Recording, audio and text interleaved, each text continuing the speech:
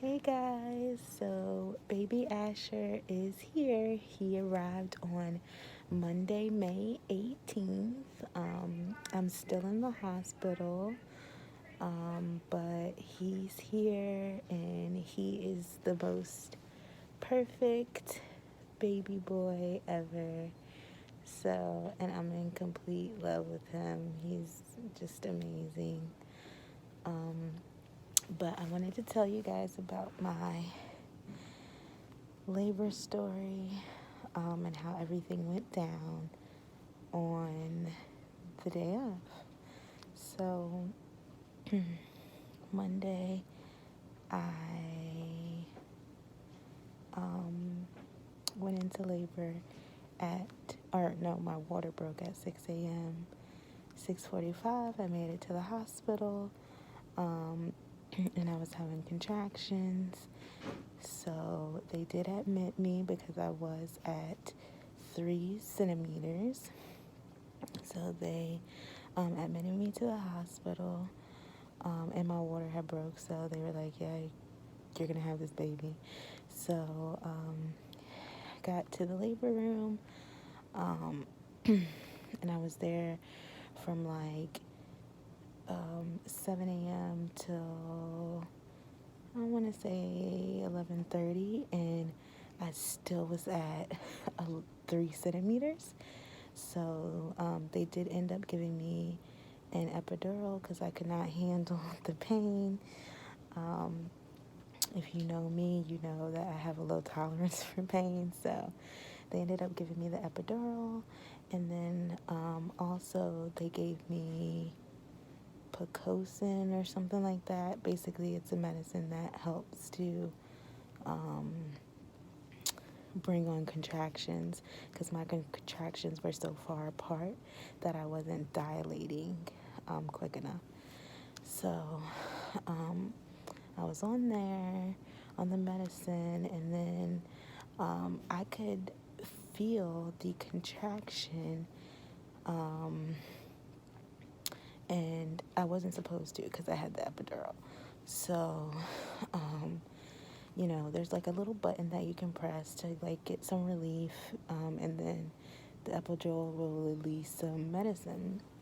So, nurse told me to press it, to try and get relief. Press it, nothing, nothing. So then she's like, okay, the anesthesiologist will come up and like insert the medicine into the actual tube or whatever.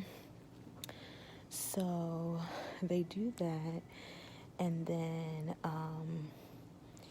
the baby was like stressed because it was a very long contraction, and contraction stressed the baby out. So he was stressed. So they ended up taking me off of the banded meter or banded heart rate meter and like putting a internal heart rate monitor on his head. So they had to go through my vagina, I guess, and put it on his head to like monitor his heart rate. So they did that, and this is all around like 11:30 a.m. Then my doctor came in, my OB doctor, showed up, and he's like, "Hey, Brittany, how's everything going?" He comes in and he's like, "Let's check to see where you are now." Like dilated, and he's like, "Oh, you're 5 to 6 centimeters dilated." And I was like, "Oh my god!" Like I'm super happy, like, yay, because I was like 3 centimeters forever. And then all of a sudden, he's like, looking at the monitor, and he's like, "Okay, take a deep breath in and out." So I take a deep breath in, out. He's like, "Okay, take another deep breath in, out." And I didn't know why. Then he just got up, walked over to the door, and told the team outside that we need the OR team immediately. And he walks back over to me. He's like, "Brittany, your baby is not really happy right now. His heart rate is at 45 beats per minute. And usually his heart rate is around 135. So just to give you some context there. So he's like, your baby's not happy right now. Um, we have to go into emergency C-section right now. So they're going to come in, they're going to take you out, put you on a stretcher, and take you to the OR room. So this is just like a complete shock to me. And I'm just like, oh my God, what is going on?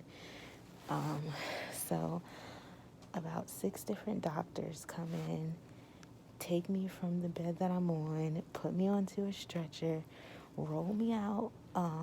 The nurse is telling Jonathan, like, listen, you're gonna have to get dressed really quickly. Put on, like, this outfit or whatever, like, the sterile outfit. You may not be able to go into the room if they put her under anesthesia. So,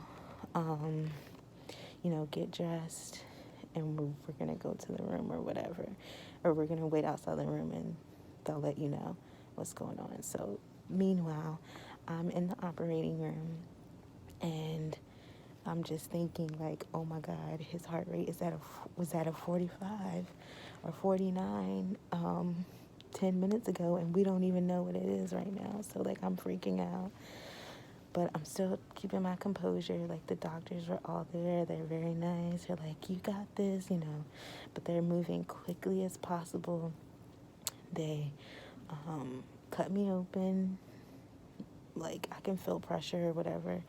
And then all of a sudden they pulled the baby out and he was just screaming, crying. So then I started crying because I'm like, oh my God, he's alive, blah, blah, blah. But as soon as he came out, then they let Jonathan into the room to see the baby. And it was just terrifying to know that, like, in that moment, I could have lost my child. And I'm just so appreciative of, like, all the doctors that were there. So it was very eventful, to say the least. But, of course, I had a plan to, like, do it vaginally. But things change really quickly and you just got to move with it. So, but now the baby has been through a bunch of testing. He's fine. They don't know why his heart rate dropped so low. They just were like in shock, just like I was. So the baby is perfectly healthy now, but that was definitely scary. But that's all for now. I will give you guys some more updates as they come. His first appointment is probably going to be on Monday, so I will let you guys know how that goes. Thanks.